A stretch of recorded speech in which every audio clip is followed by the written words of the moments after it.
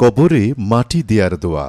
মিনহা খলাকনাকুম ওয়া ফিহা নুইদুকুম ওয়া মিনহা নুখরিজুকুম তারতান উকরা।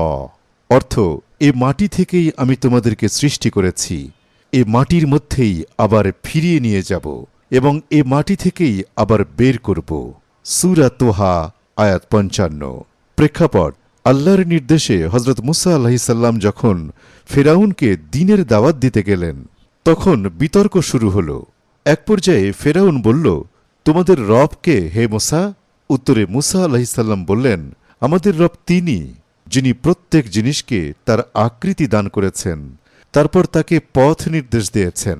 ফেরাউন আবার জিজ্ঞাসা করল, আর পূর্ববর্তী বংশধর যারা অতীত হয়ে গেছে তাদের তাহলে কি অবস্থা ছিল? মুসা আলাইহিসসালাম বললেন, সে জ্ঞান আমার রবের আছে, তিনি ভুলও করেন না, বিস্মৃতও হন না, কারণ এ মাটি থেকেই তিনি আল্লাহ তোমাদেরকে সৃষ্টি করেছেন, এ মাটির মধ্যে আবার ফিরিয়ে নিয়ে যাবে এবং এ থেকেই আবার বের করবে।